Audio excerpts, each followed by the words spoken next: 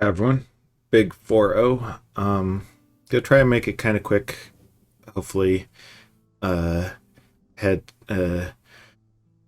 some bad family news come in, so a bunch of things are on my mind. But anyway, let's focus on the game. Um, so got a small package of goodies from Ogre Kingdom. Thanks for that. Um, Empowerment, more eudaimones. And then I lost Mother Oak, which was very frustrating to me because we, well, for one thing, we only had a 1 in 9 chance of being targeted to begin with. And then the second thing is that I overcast it by 100 gems, plus the extra paths on my Peacock. So that was frustrating. It is what it is. We Mother Oak at least paid for itself somewhat, mostly. Not sure. It is what it is. So new global up. Let's go ahead and take a look at that. Yeah, it didn't hit any of the three that the fire team has. Ecomorphosis. What does that do? Enemy land provinces have 2/3 chance to gain unrest. If it's too hot, provinces have a chance to get cooler. Growth. Okay, so hot provinces have a chance to get cooler, which actually helps us. Growth provinces have a chance to stop growing, which is fine. And then this fickle myriad thing. Don't know what red weed is about, but I assume that that's a duo ability.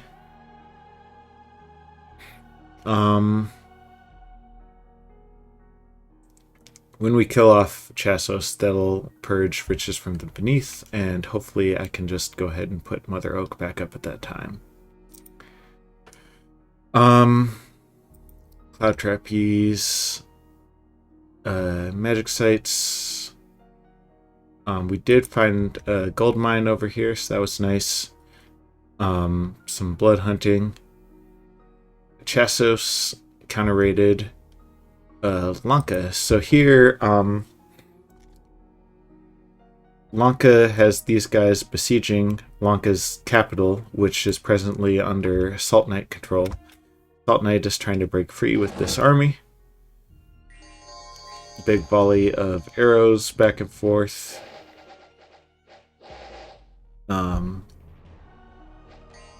They still got their orcs. A lot of blessing, legions of steel. Not really any magic that you don't have at the beginning of the game. Oh, horde of skeletons. That's not something that you start the game with.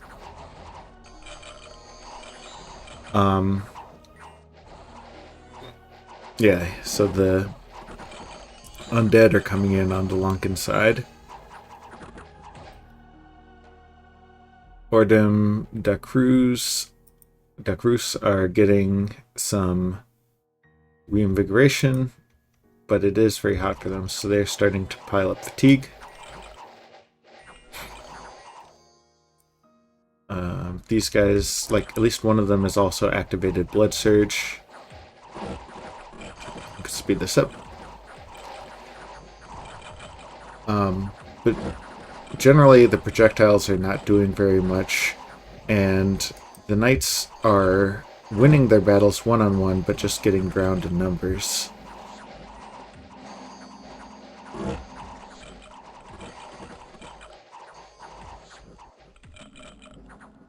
These guys have ran out of ammo, and so now the monkeys are joining melee combat.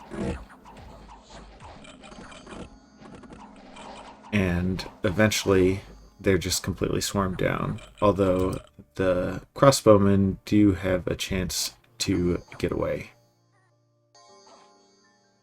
And they've almost certainly retreated to inside the fort, at least in Lanka. Um, I thought like it looked. Oh, this some of the crossbowmen got away. The Peo Bestiadores. Bestiores. Close enough. Sorry. So, uh, yeah, a decent amount of Lankan chaff was killed, but overall, it does look like Lanka is poised to reconquer their capital, which doesn't mean that they're in a great position, but it means that they're not just like fucked. And then this battle. So this is what I've been preparing for. Chassos has more or less the same formation and tactics they've always had. So they have a line here, a box up here to attack early, some guys on the side, and then a communion in the back. I've got these knights as a flanking force, and then a lot of archers, and my mages in the middle. This guy has some thug equipment. We've got a couple of guys with wands of insects, and I'm not going to find the specific ones, but there's also some lifelong protection in here.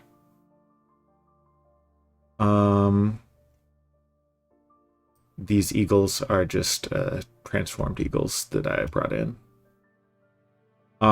Because I was not necessarily expecting a fight here, my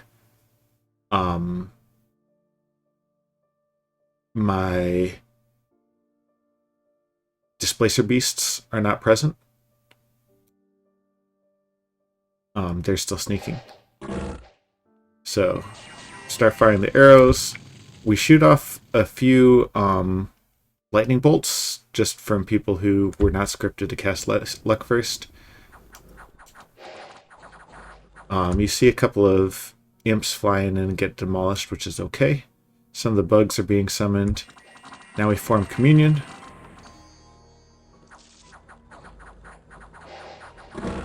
And some of the fire arrows, some lightning, and watch that hail of fire. Just obliterated that crew of knights. It was awesome.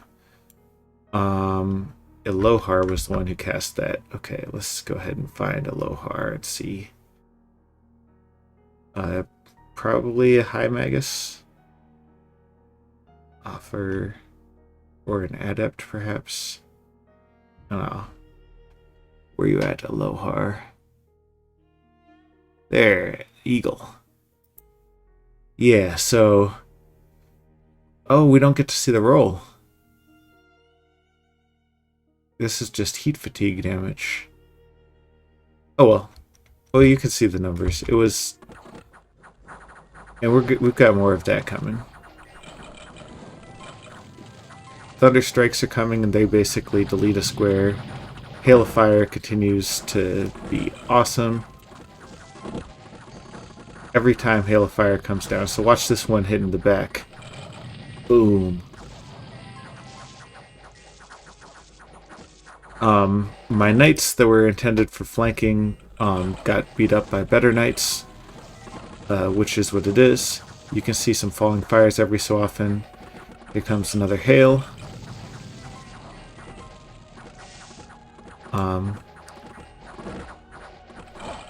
You can see a bit of skeletons that I'm summoning. So, like, I've got some skill spam going on, and these insects, just anything to basically form a distraction while the evocations work.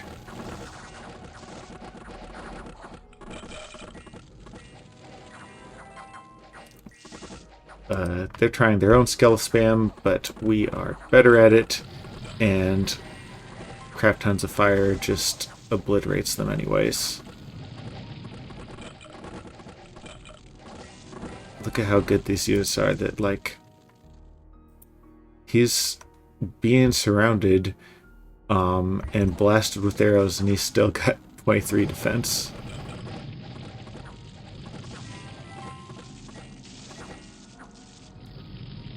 But eventually we deal with those guys.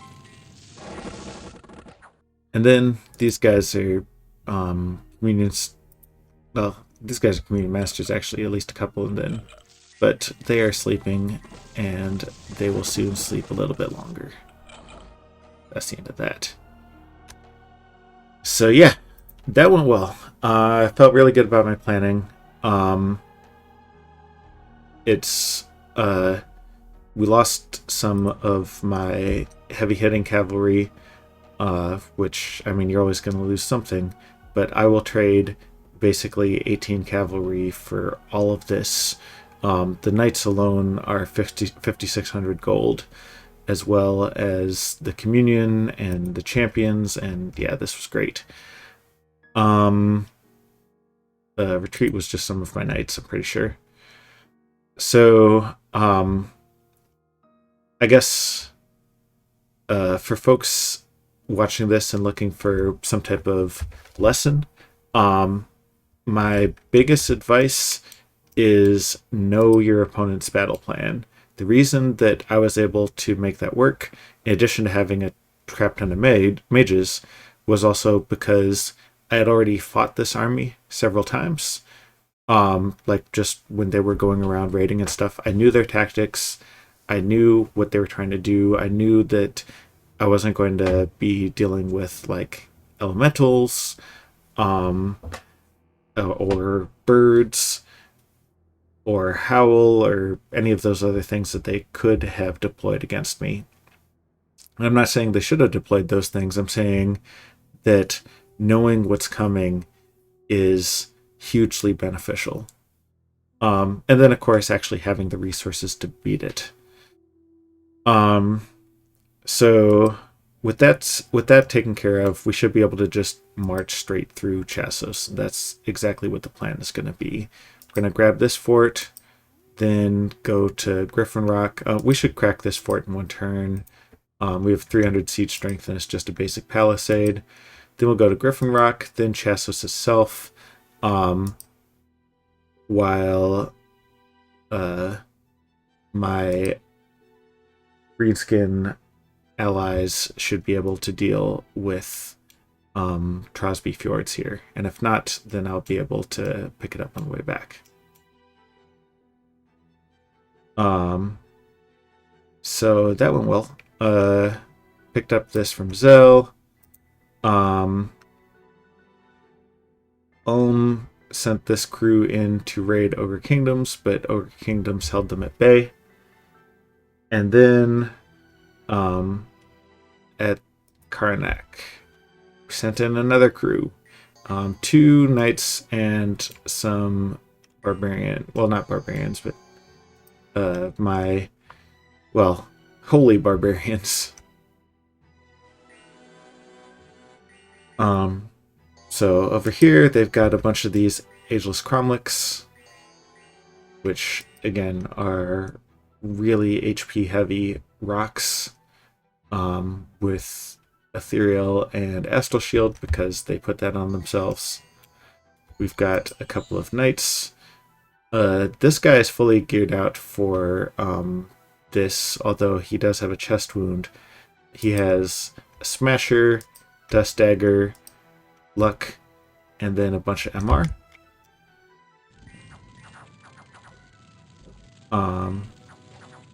So we go ahead, we take out this Cairn, and then they each get to work on separate ones. He's taken a little bit of damage. Why did I have them casting Body of Flames again? I don't know.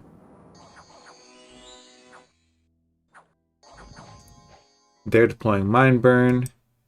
They were able to paralyze him despite the MR. And you see one of them just died. He died to a Vine Arrow. And the result is that the other guy gets scared away, which is frustrating. I keep hoping that, like, just some thugs with the right equipment will deal with this situation, but no such luck. Like, it is pretty straightforward to pen Karnak into just one fort or something, but then finally finishing off that fort, it takes forever, evidently. Which is what it is. So we'll continue gathering more smashers and see if we can finally smash them down. This guy has marble armor, which hopefully means that he can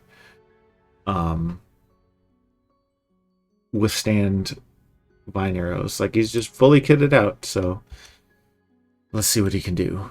Otherwise, I'll just keep... this reminds me, let's go ahead and make more lodestone amulets. Go ahead and steal that to save some more valuable earth gems. We'll just keep accumulating these thugs. At the very least, they're fairly cheap for what they are, and we'll eventually just have enough to finally take care of this. It's just gonna take a while. Alright, geopolitically, Lanka seems to have the upper hand in, or Lusitania seems to have the upper hand in this conflict, but it is by no means a foregone conclusion. I'm not sure exactly how Cassia was able to push Lusitania back, but they seem to have been able to do so, although Lusitania did get this fort here. Sakara Koyesh is attacking which one? Late Age Aboleth Hive, which they are teammates of Trilliax, Alar, and Asgard, which hopefully just keeps them busy. I don't know exactly what Asgard's plans are, but I really don't want to have to deal with fighting them. And so that's why we've been making a bunch of just stuff over here in general. Everything with the goal of projecting strength and not actually having to fight them. As all of my army is down south with Chassos and wild greenskins, they're good.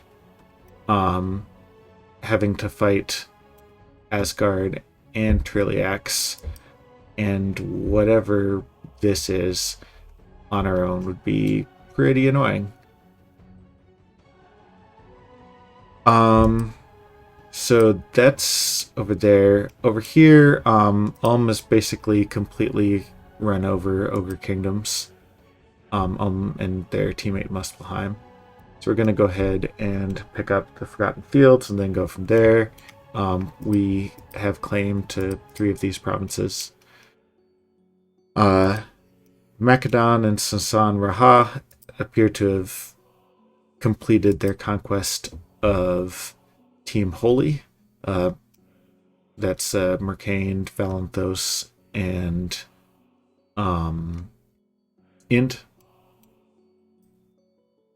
So the thing that we're going to try to do there, and they'll probably tell us to fuck off, but can't blame us for trying. What we're going to do is see if we can buy Ind. And the reason we want to buy Ind is because if we give it to Greenskins, then Ind has a site on the province itself that lets you promote dudes, so they could get a lot of XP and trigger a WA, and that's what life's all about.